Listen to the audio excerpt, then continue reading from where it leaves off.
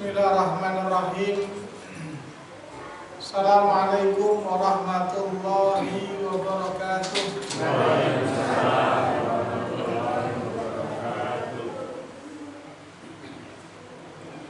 Alhamdulillah, alhamdulillahi ala ihsanih, wa syukru lahu ala taufiqihi wa amtinanih. Asyhadu an la ilaha illallah wahdahu la syarika lah ta'ziman li sya'nih, wa asyhadu anna Muhammadan abduhu wa rasuluhu da'i ila ridwanih sallallahu alaihi wa ala alihi wa sahbihi wa ikhwanih. Allahumma anfa'na bima 'allamtana wa 'allimna ma yanfa'una wa zidna ilman wa 'amalan ya karim.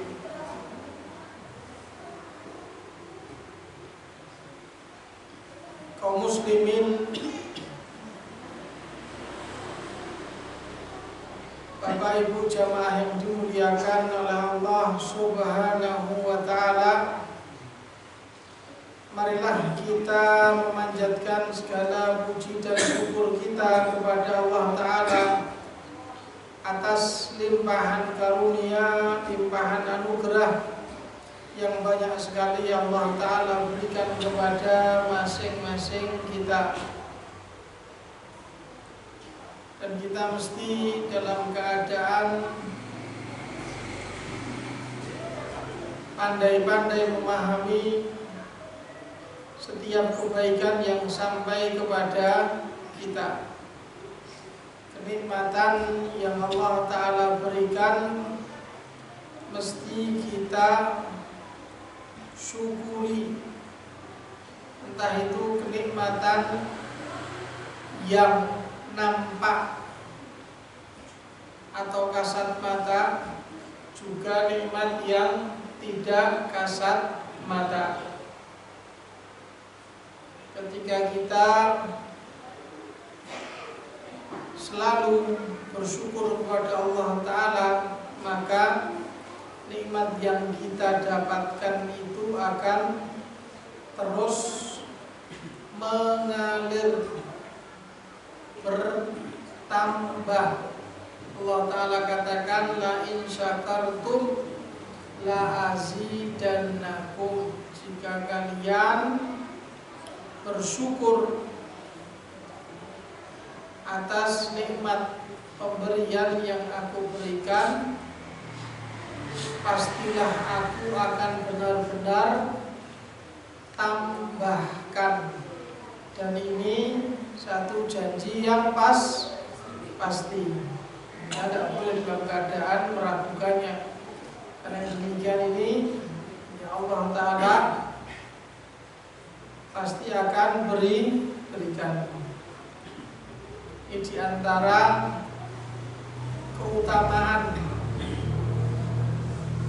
kebaikan bersyukur kepada Allah Ta'ala atas nikmat yang telah diberikan. Itu dengan mengucapkan apa? Alhamdulillah. Alhamdulillah. Juga tidak hanya sebatas lisan kita, tetapi mesti ada perbaikan pada diri kita. Tambah hari, yang namanya manusia itu tambah usia, betul? Tambah melemah, betul? Ya, dikasih sama Allah Ta'ala masih bisa beraktivitas. Dengan seiring waktu berjalan masih dalam keadaan sehat. Maka manfaatkan sehat kita, manfaatkan waktu luang kita, kekuatan kita untuk menambah ketaatan kepada Allah Subhanahu wa ta'ala. Supaya apa? Sehatnya langgeng. Apa? Langgeng. Ya sehat, ya selamat, juga kita bisa memaknai hidup dengan sebaik-baiknya. Hidup ini akan bermakna dan akan berkualitas dengan ketaatan yang kita lakukan. Demikian. Semakin banyak kita mengingat Allah Ta'ala, maka tentunya kehidupan kita itu semakin berkah dan penuh dengan kebahagiaan. Ya. Ini jamaah yang dimuliakan oleh Allah Subhanahu wa Ta'ala. Berikutnya salawat dan salam semoga selalu terlimpahkan bagi Nabi kita Muhammad sallallahu alaihi wasallam. Kaum muslimin, Bapak Ibu yang dimuliakan oleh Allah Subhanahu wa Ta'ala, kita akan melanjutkan pembahasan kita, yaitu pembahasan fikih praktis.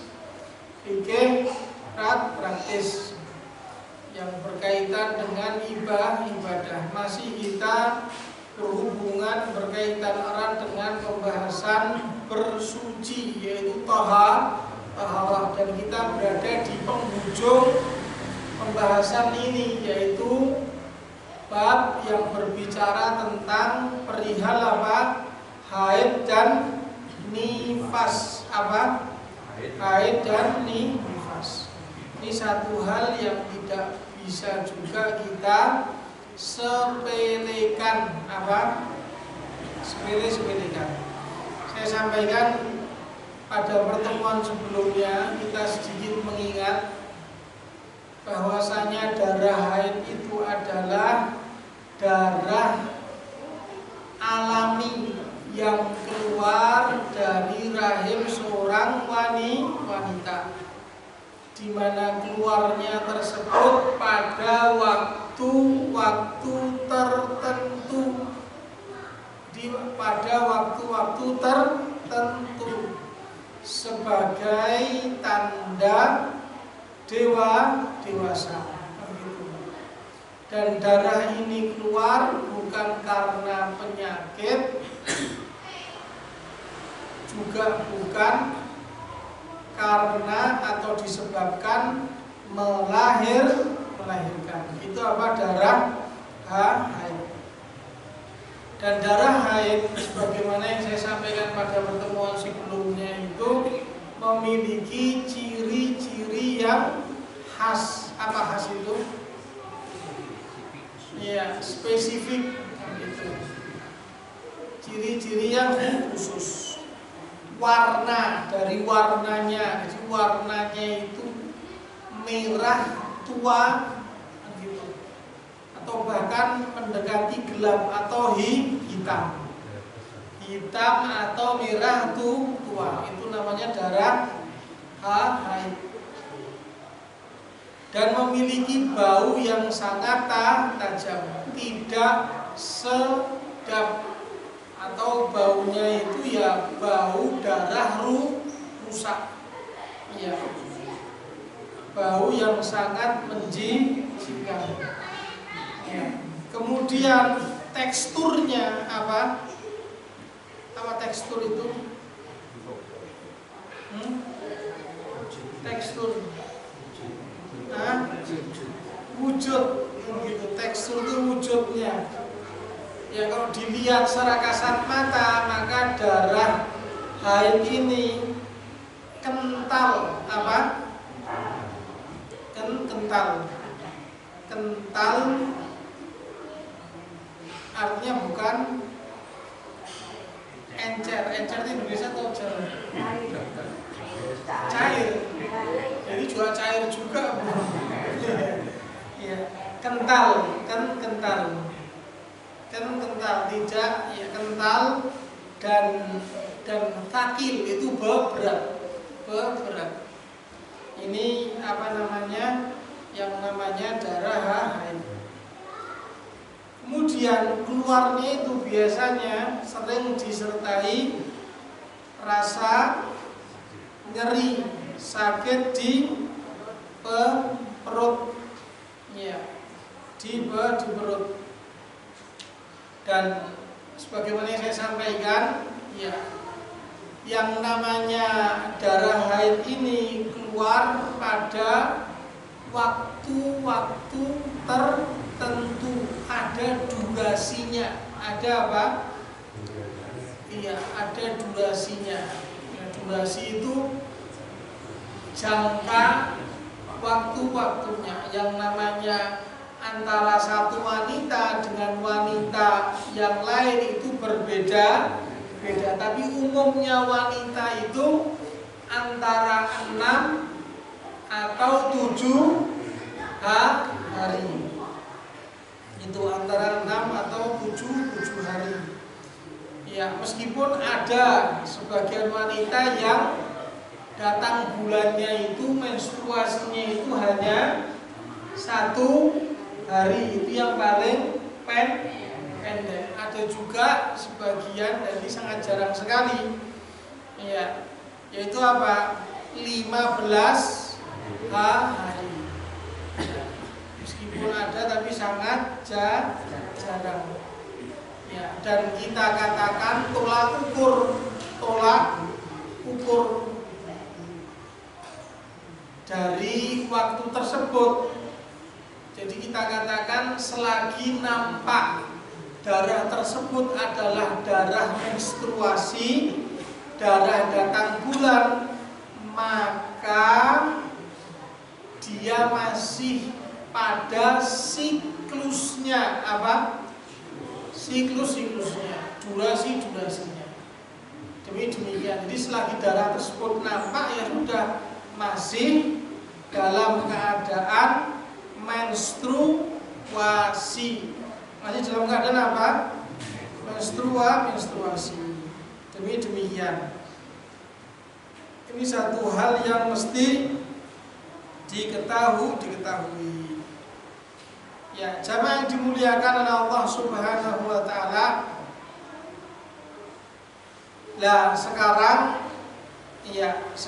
yang mesti kita ketahui adalah berkaitan dengan darah datang bulan. Ini ada beberapa hal yang berhubungan berkaitan dengan darah datang bulan, hukum-hukum yang mesti diketahui. Apa saja? Nah, malam ini insyaallah taala akan saya sampaikan. Dengan ringkas. Yang pertama, jamaah yang dimuliakan oleh Allah Subhanahu wa taala, seorang wanita yang mengalami datang bulan, ya, jadi ada banyak hukum kaitannya dengan syariat ini yang berhubungan dengan apa? Darah menstruasi, darah haid, darah datang bulan. Ya, yang mesti juga diketahui. Di antara hukum-hukum tersebut, yang pertama adalah berkenaan dengan sholat. Berkenaan dengan apa? Sholat. Kita katakan yang namanya seorang wanita yang mengalami datang bulan, maka haram baginya untuk melaksanakan sholat. Jelas? Mau sholat wajib, mau sholat sunnah, ataupun sholat jenazah, boleh enggak? Enggak boleh. Jelas ya? Enggak boleh yang namanya seorang wanita kalau sudah apa? Mengalami datang bulan, ya enggak boleh apa? Sholat. Tidak boleh sholat. Ya, tidak boleh sholat. Demikian. Nah, nanti yang mesti diketahui adalah, yang mesti difahami adalah, meskipun yang namanya wanita itu tidak sholat, kan gitu, dia tidak berkewajiban mengganti. Tidak berkewajiban apa? Mengganti. Hanya saja dilihat kapan darah tersebut keluar. Apa? Kapan darah tersebut keluar. keluar. Kalau darah tersebut keluar dan keadaan siapa? Keadaan di darah tersebut keluar dan keadaan wanita tersebut, keadaan apa? Wanita tersebut sudah melaksanakan sholat, maka selesai, gugur kewajibannya. Jelas. Tetapi ketika sudah masuk waktu sholat, kan gitu, sudah masuk waktu sholat dan kadar, apa kadar itu? Ya, kadar waktu tersebut, ya kadar waktu tersebut bisa dilakukan 1 rakaat dan dia belum melaksanakan sholat, maka dia mesti apa? Mengganti sholat yang terlewatkan. Jelas. Apalagi ditunda. Tak kasih contoh. Zuhur jam berapa? Taruh jam 12 tepat. Taruh jam 12. Sudah usah zuhur, Isya aja lah. Isya jam berapa? 7 berapa? 7 pas. Ya, taruh jam 7 lebih 5. Jam 7 lebih 5. Suara adzan, betul. Adzan berkumandang, kan gitu. Selesai adzan, kemudian tak selang lama darah keluar. Darah keluar. Iya. Sholat Isya enggak? Enggak sholat Isya. Tapi nanti dia mesti mengganti ketika dia sudah bersih, sudah selesai, sudah bersih, bersuci, dia mengganti sholat Isya'nya. Ganti sholat Isya kapan? Dia bersihnya zuhur, ganti sholat Isya'nya kapan? Langsung di waktu zuhur. Tidak, ganti sholat Isya ya di waktu sholat Isya. Jelas ya? Diganti sholat juga pada ilmunya, bukan main asal bayar saja. Jelas. Sholat mukur kanggo. Ya, sholat kan harus dilakukan tepat pada waktunya. Sholat Isya di waktu zuhur ini kamu dapat ilmu dari mana? Jarene, itu ilmu jarene. Ilmu jarene atau ketoke, itu yang menyesatkan. Ya. Ini jelas ya.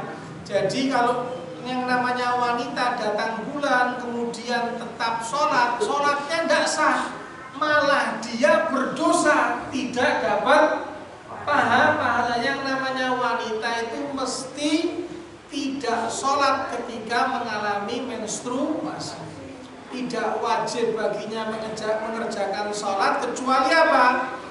Dia mendapatkan sebagian dari waktunya yang cukup untuk mengerjakan 1 rakaat sempurna. Apa? 1 rakaat sempurna. 1 rakaat sempurna itu berapa menit kira-kira? 5 menit 1 sholat. 1 rakaat 5 menit, nanti jamaahnya pulang kabeh sholat dhewe lah, tak sholat omah. Sholat suwe-suwe gitu. Iya, 1 rakaat berapa menit? Taruhlah 1 menit, 2 menit lah. Karena sebagian orang itu 1 rakaat 5 detik. Berapa? Ya, ini sholatnya orang yang madhabnya lak-lak-tung, apa lak-lak-tung? Iya, nggak niat gitu. Jelas ya? Saya ulangi lagi.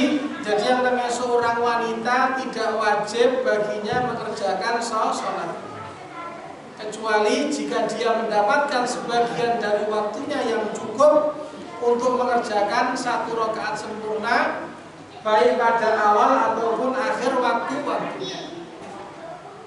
Artinya apa? Artinya ketika sebelum darah haid tadi keluar, ada paruh jeda waktu yang memungkinkan dia sholat 1 rakaat syarat utuh, maka dia sudah berkewajiban nantinya mengganti, punya utang sholat. Jelas Pak? Jelas Bu? Ya jangan kemudian aku rahai tak sudah dipikir. Jangan. Jenengan punya istri dikasih tahu, punya anak perempuan dikasih tahu. Jelas ada jeda waktu yang cukup dia lakukan 1 rakaat, maka itu sudah terhitung hutang. Jelas? Ini kalau apa? Muncul atau keluar darah haid. Sekarang dibalik Pak. Dibaliknya bagaimana? Ya, di akhir penghujung waktu sholat tiba-tiba darah haid tersebut berhenti, keluar terus. Berhentinya kapan? Keluar terus. Berhenti. Ya, berhenti. Sekarang maghrib jam berapa? Setengah ya, jam berapa? Jam 5.35 betul? 5.35. 5.30 berhenti. Maka dia mesti sholat asar. Jelas? Iya, 5.35 kan maghrib. 5.30 berhenti, darah haidnya berhenti. Dia bisa memastikan tidak lagi keluar. Bukan kemudian nanggung nanti aja maghrib. Ayo itu tidak boleh, jelas. Nah ini perhatikan ibu-ibu ini. Biasanya demikian. Apa yang dilakukan? Segera bersuci, segera mandi, segera sholat asar. Jelas. Meskipun sudah masuk waktu maghrib. Sholat apa dulu? Asar dulu baru maghrib. Jangan dibalik, maghrib dulu asar. Iya jelas. Asar dulu baru maghrib. Nah ini asarnya langsung dikerjakan, tidak harus keteni besok, jelas ya. Karena waktunya berdekatan. Jelas. Kenapa? Karena dia memiliki apa? Ya, memiliki kesempatan untuk apa? Melaksanakan sholat 1 rakaat secara sempurna. 1 rakaat. Demikian. Jelas sampai di sini? Iya. Demikian. Iya. Jadi kalau memang keluar dan belum sempat melaksanakan sholat, mesti mengganti.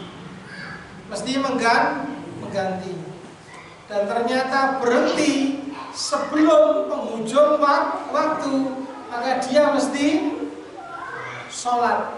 Kalau keluar dari waktunya mengganti, langsung diganti seketika. Jelas ya? Demikian. Ini kaitannya dengan apa? Sholat. Tidak boleh kecolongan. Jelas? Ya. Nah ini kenapa kok kemudian para wanita itu nantinya yang paling banyak menjadi penghuni neraka? Di antara sebabnya ini. Di antara sebabnya apa? Ini yang paling banyak nantinya menjadi penghuni neraka itu adalah wanitanya. Laki-laki jangan yes. Orang ya bisa jadi kamu juga menemani, jangan kamu alhamdulillah. Jadi dia juga jangan kamu kan jawab sital kosima. Bisa jadi laki-laki juga menemani bisa. Karena yang namanya suami mesti bertanggung jawab kebaikan agama istrinya. Yang namanya suami itu bukan cuma kasih nafkah saja, juga bertanggung jawab mengkondisikan istrinya itu jadi baik, memiliki Islam yang baik. Jangan suami ngaji dewe, istrinya nggak kena sentuhan rohani, gersang itu nanti. Jelas? Demikian. Nah, di antara sebabnya itu adalah apa? Ini. Karena apa?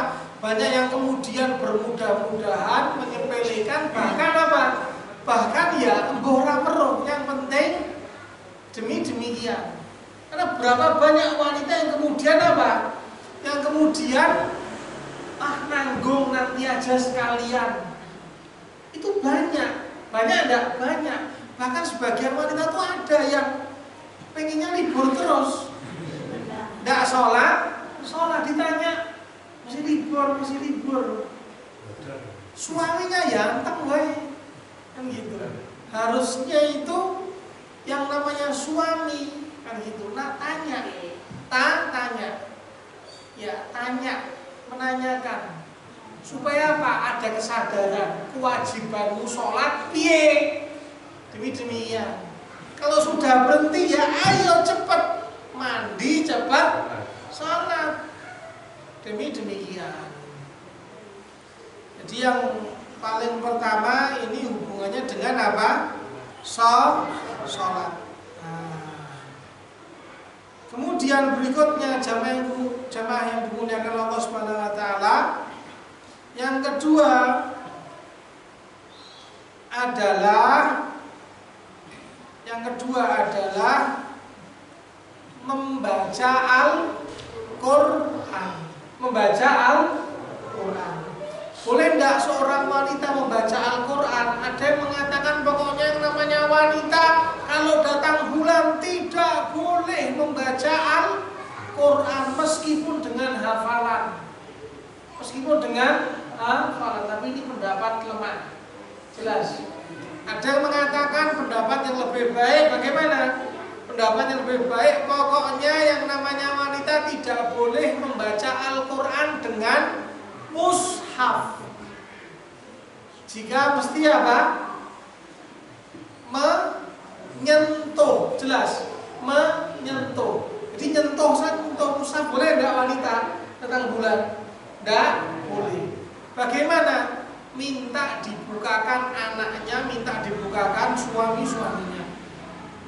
Mbak, baca Al-Qur'an dari mushaf boleh, tetapi tidak boleh menyentuh.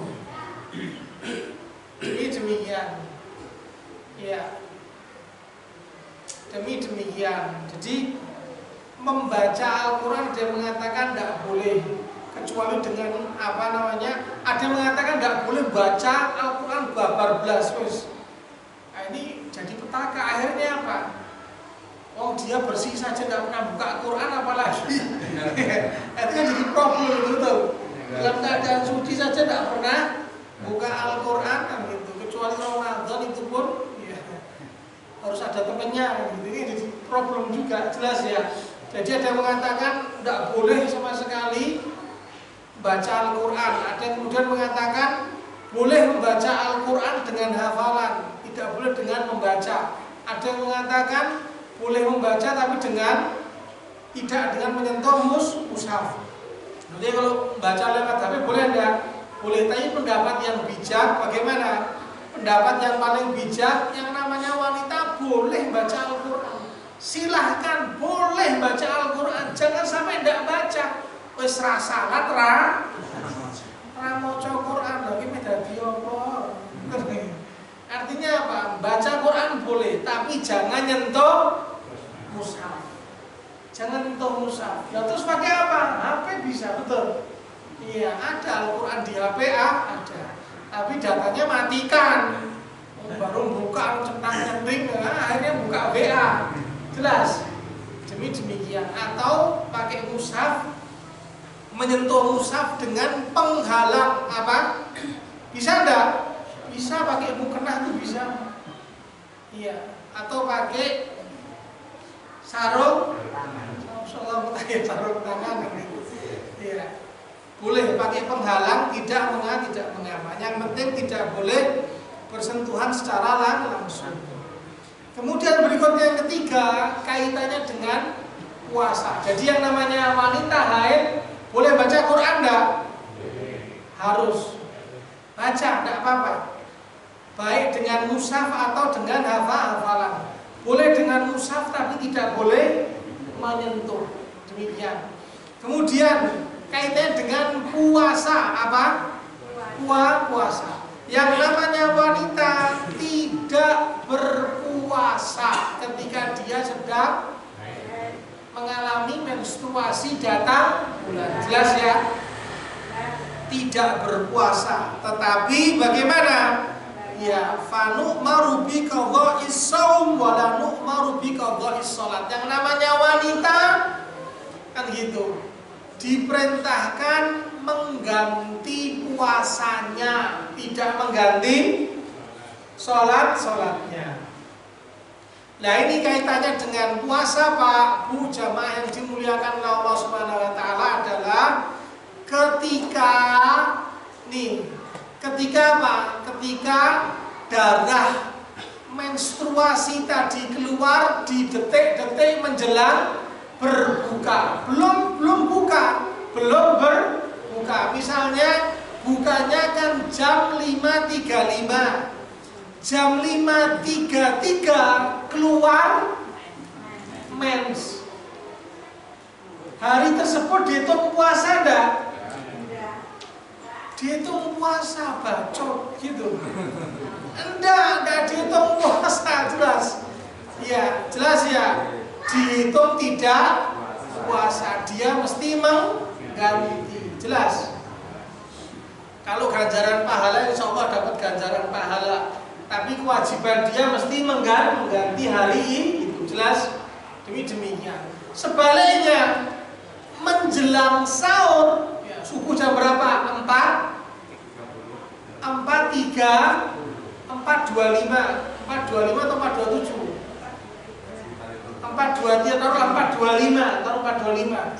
4.20 berhenti. Apa? Berhenti. Maka dia mesti ikut puasa. Jangan kemudian jangan kemudian besok aja lah, belum mandi itu lain, puasa lain. Jadi boleh seorang itu berpuasa sahur, jangan mandi dulu, sahur dulu kamu. Kalau kamu mandi dulu, akhirnya kamu tidak sahur, tidak puasa. Iya, politik ternyata. Jelas. Jadi kamu tidak usah mandi, sahur dulu, lah nanti setelah masuk subuh kamu mandi. Selesai, tidak apa-apa. Jelas ya. Karena mandi itu kan gitu, mensucikan untuk sholat. Puasanya tidak ada masalah. Demikian. Ini satu hal yang perlu disampaikan, diedukasi supaya apa? Jamaah juga dalam keadaan memahami. Jelas ya? Ini katanya dengan apa? Darah datang bulan. Kemudian ibadah berikutnya yang keberapa? Tadi kan sholat sudah 2, baca Quran 3, puasa. Yang keempat tawaf. Apa tawaf itu? Tawaf itu apa? Mengelilingi Ka'bah sebanyak 7 kali. Kan gitu, sebanyak 7 kali. Nah, ketika seorang wanita berangkat umroh, kemudian tiba-tiba sampai di sana datang bulan, jangan kecil hati. Ya sudah, tidak apa-apa. Yang jelas kamu melakukan manasik tetap, tapi kamu tidak tawaf. Tidak apa? Tawaf. Karena apa? Tawaf itu berada di dalam masjid. Yang namanya wanita datang bulan tidak boleh ke masjid. Sebagian wanita itu, wanita datang bulan tetap berangkat ke masjid, tetap ngaji. Boleh enggak? Ngajinya boleh, tapi kamu masuk ke masjid itu pelanggaran. Tidak boleh. Terus di mana? Di pelataran. Boleh di pelataran, jelas. Di Serambi. Nah, demikian. Jelas ya? Demikian. Nah, nanti takmirnya memberikan fasilitas kan gitu. Demikian. Jadi yang namanya tawaf di Ka'bah tidak dilakukan karena apa? Haram bagi wanita yang sedang haid untuk melakukan tawaf di Ka'bah. Iya, jadi demikian. Kemudian berikutnya keberapa? Yang ke 6. Tadi yang kelima kan tawaf. Yang keenam berdiam di masjid.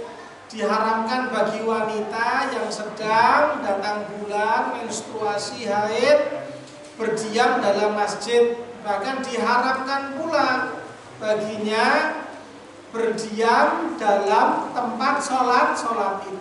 Musola id itu tanah lapang yang digunakan sholat id. Yang namanya seorang wanita datang bulan tidak boleh bergabung, tidak boleh. Dia tidak sholat, bergabung tidak boleh. Lantas bagaimana? Sedikit menjauh. Apa? Menjauh. Ninggalan. Jangan. Cukup sedikit menjauh. Apa? Sedikit menjauh. Nah ini panitia penyelenggara takmir, penyelenggara apa? Sholat itu ya harus disampaikan bagi mereka yang datang bulan, silakan tetap hadir, nanti disediakan tempat khusus. Agak berat dulu itu edukasi penting, itu penting. Sebagian selama ini kan panitia sholat itu ya gitu. Karena apa ya? Itu tidak mudeng dan tidak tahu kan gitu. Disediakan tempat khusus. Ya, jadi yang namanya wanita yang sedang datang bulan itu tetap datang sholat itu tujuannya apa? Dengarkan khotbah, mendengarkan khotbah. Yang namanya manusia, yang namanya seorang muslim itu harus kena asupan nasihat, adinun nasihat. Agama itu nasihat, harus kudu ngaji, duduk mendengarkan, memahami. Supaya apa? Hati ini hidup. Hati ini apa? Melunak. Kalau hati hidup itu hati yang lunak. Hati yang mengingat Allah, tidak keras, bahkan kerasnya melampaui kerasnya batu. Jelas nggih? Demikian. Jadi yang namanya wanita boleh tidak berdiam dalam masjid? Tidak boleh. Jangankan masjid, tempat sholat id saja mesti sedikit menjauh. Kemudian yang ketujuh, tidak boleh mendatangi istri yang sedang datang bulan. Jelas ya? Ditahan dulu libur. Jangan maksa. Jelas ya? Nah ini juga perlu dikasih tahu, sebagian orang itu pokoknya tidak mau tahu. Harus boleh tidak mencampuri istri? Ya, artinya mendatangi istri yang sedang datang bulan itu boleh, tapi tidak boleh kemudian apa?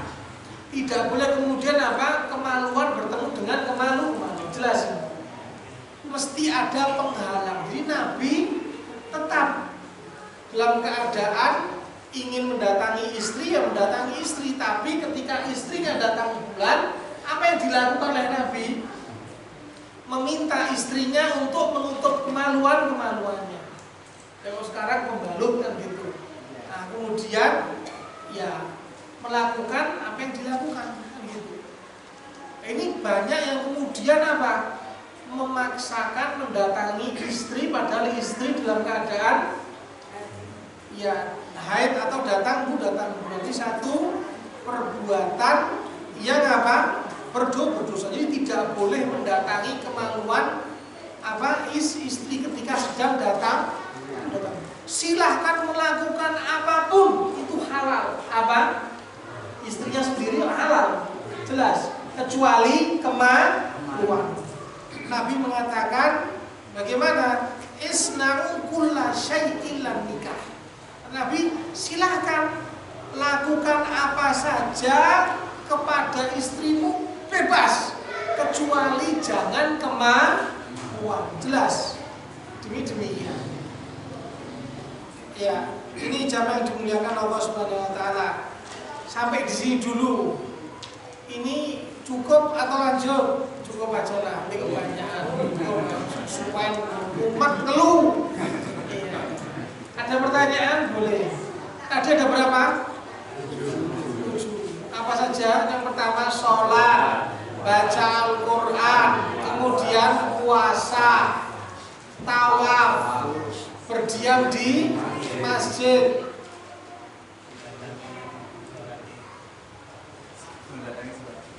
Ya itu masuk situ. Berdiam di masjid. Kemudian yang ke-6 apa tadi? Apa namanya yang ke-6? Kita ulang lagi. Apa tadi? Sholat, sholat, baca Quran, puasa, terus tawaf. Betul. Apa tawaf? Kemudian berdiam di masjid, kemudian setelahnya mendatangi istri,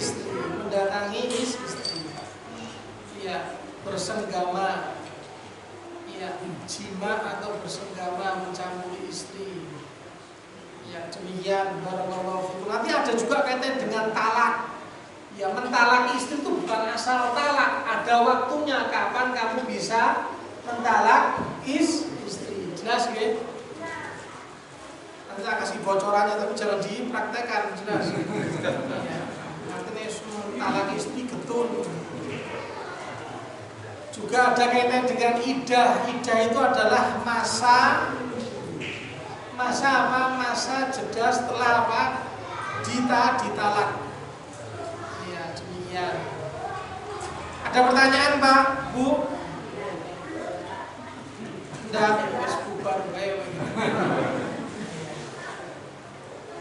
Ya, kalau emang tidak ada pertanyaan, tidak ada. Ya kita cukupkan saja. Barakallahu fikum wa ahsana ilaikum. Sebagaimana Allah Ta'ala kumpulkan kita di tempat yang berkah ini, nantinya Allah Ta'ala kumpulkan di surganya. Amin Allahumma amin. Mudah-mudahan apa yang saya sampaikan tadi bisa difahami dengan baik, bisa dicerna, difahami dengan baik. Kita cukupkan dengan membaca doa penggugur dosa bermajelis. Subhanakallahumma wa bihamdika asyhadu an la ilaha illa anta astaghfiruka wa atubu ilaik. Demikian, wassalamualaikum warahmatullahi wabarakatuh.